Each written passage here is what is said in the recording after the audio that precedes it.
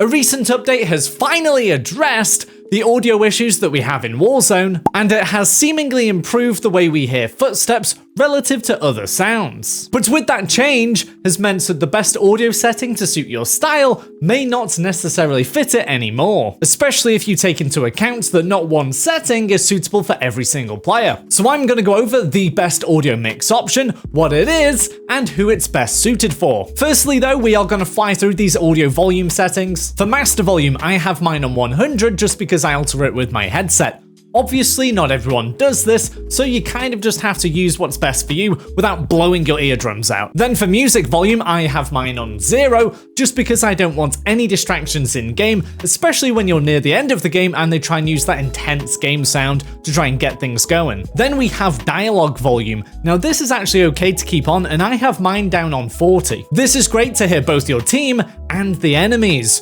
because when they throw a stun, throw a grenade, or put down some equipment, their characters actually shout out what they're doing. It just gives us that little bit of extra intel without overriding some important in-game sounds. Then lastly, we have effects volume, which controls things like footsteps and how loud opening or closing doors is, which is why I've left this setting on 100. Everything else here is pretty much subjective and completely up to you, and to be honest, just not that important. Now let's talk audio mix settings, which is where things can get interesting. First up, we have studio reference, and basically this is what the sound engineers from Modern Warfare would like us to hear. So this is the best setting to hear all of the crisp details and makes you at times feel like you're in an actual Warzone. It also has the largest dynamic range of all the settings, so if you have a super high-end headset and do want to be fully immersed within Warzone, this setting is for you. Next up, we have Dynamic Home Theater, which, as you probably guessed, is for anyone that has a home theater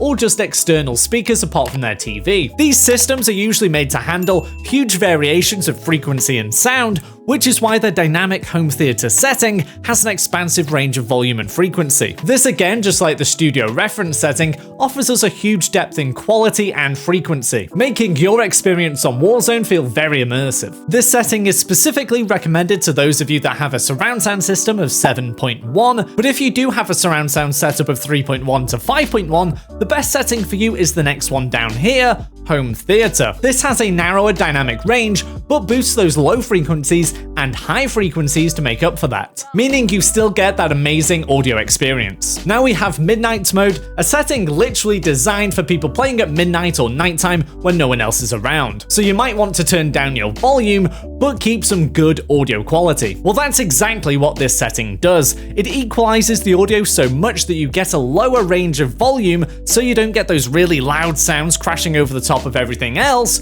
ruining the ability to hear important audio cues. You'll still get these sounds, of course, but they'll be much quieter and more on par with other in-game sounds. So of course, if you are using external speakers or surround sound or TV volume, and you are playing late at night or just want to keep the volume down a little bit for other people, Midnight Mode is absolutely fantastic for you, just as the developers intended. But if you are using a headset, Midnight Mode actually has a lot of advantages too. Because those louder sounds are reduced quite a lot in Midnight Mode, it means those quieter sounds are actually elevated. So for example, we can think about the sound of footsteps being much easier to hear because they're not competing with those really loud sounds anymore. So this Midnight Mode audio setting can be great for a lot of us. Now we're on to the boost settings, which a lot of people often get confused about. So for the standard boost setting, this has neutral equalization, basically meaning it doesn't discriminate between lower and higher frequencies, it just makes all frequencies louder. Whereas with Boost High, it increases the volume of higher frequencies,